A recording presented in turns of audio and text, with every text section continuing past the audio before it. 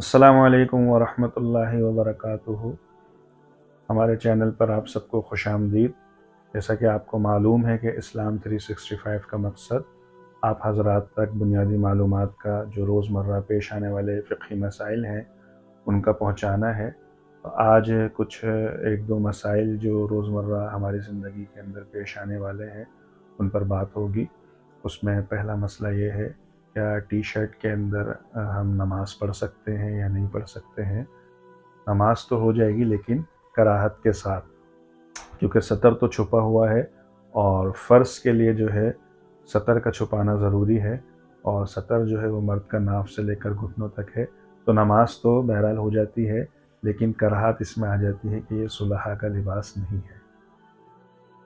آج کا دوسرا مسئلہ جس پر ہم بات کریں گے وہ یہ ہے، کیا نماز میں ہم سجدے کی حالت میں دعائیں مانگ سکتے ہیں یا نہیں؟ ناظرین خوب سمجھ لیجئے کہ فرض نماز کے اندر قرآنی آیات اور قرآنی احادیث سے جو دعائیں منقول ہیں وہ مانگ سکتے ہیں، نوافل میں بھی مانگ سکتے ہیں، لیکن فرض کے اندر افضل یہ ہے جو تسبیحات ہیں سجدے کی وہی پڑھی جائیں۔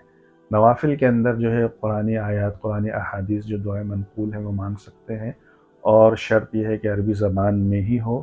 اردو زبان، فارسی زبان، کسی اور زبان میں نماز میں کوئی بھی لفظ کہا جاتا ہے تو آپ کو معلوم ہونا چاہیے چاہے وہ دعا ہی کیوں نہ ہو، نماز فاسد ہو جاتی ہے۔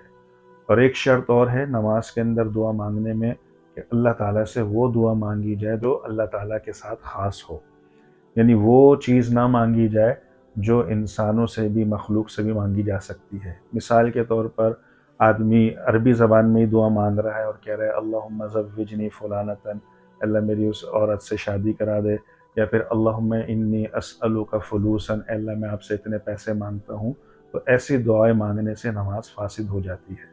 خلاصہ یہ ہے کہ نماز کے اندر دعا مانگ سکتے ہیں لیکن قرآنی دعا ہونی چاہیے، حدیث مبارکہ کی دعا ہونی چاہیے۔ سجدے کی حالت میں بھی دعا مانگ سکتے ہیں لیکن فرض نماز میں افضل یہ ہے کہ تسبیحات پڑھی جائیں۔ نوافل نماز کے اندر سجدے کی حالت میں بھی ہم دعائے قرآن و حدیث کی مانگ سکتے ہیں۔ آج کے مسائل میں سے تیسرا مسئلہ یہ ہے، کیا وتر نماز میں دعائے قنوت اگر کسی کو یاد نہیں ہے تو وہ کوئی صورت، کوئی دوسری آیت یا کوئی دوسری دعا پڑھ سکتا ہے؟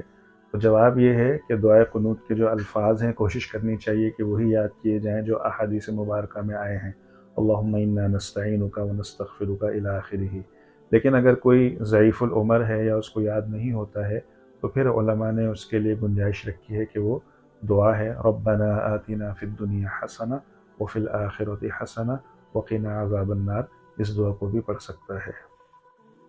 آج کے مسائل میں سے چوتھا مسئلہ ہے عمل کثیر، یعنی نماز کی حالت میں کوئی ایسی حرکت کرنا جس سے نماز سے باہر والے کو یہ احساس ہو جائے، معلوم ہو جائے کہ یہ شخص نماز میں نہیں ہے، تو اس سے نماز فاسد ہو جاتی ہے۔ مثال کے طور پر دونوں ہاتھوں سے کھجلا رہا ہے، کھجلی کر رہا ہے، یا کوئی اور ایسے کپڑے اپنے ٹھیک کر رہا ہے، دونوں ہاتھ استعمال کر رہا ہے، تو اس سے نماز فاسد ہو جاتی ہے۔ لیکن اگر مثال کے طور پر موبائل کی گھنٹی بجتی ہے اور ساری مسجد کے اندر جو ہے وہ اس کی بیل جا رہی ہے اور کوئی سانگ لگا ہوا ہے، تو حکم یہ ہے کہ وہ ایک ہاتھ سے موبائل کو بند کر لے۔ تو ایسی حرکت کرنا جس سے ایک ہاتھ استعمال ہو، کھجلی کرنا یا کپڑا ٹھیک کرنا، موبائل بند کرنا، اس سے نماز فاسد نہیں ہوتی ہے۔ لیکن اگر دونوں ہاتھوں کا استعمال کرنا، دونوں ہاتھ چھوڑ کر استعمال کرنا، اس کو شرعاً عمل کثیر کہتے ہیں، اور عمل کثیر کرنے سے نماز فاسد ہو جاتی ہے، تو اس کا خیال رکھا جائے۔ ناظرین امید ہے کہ آپ یہ سارے مسائل اچھے طریقے سے سمجھ گئے ہوں گے۔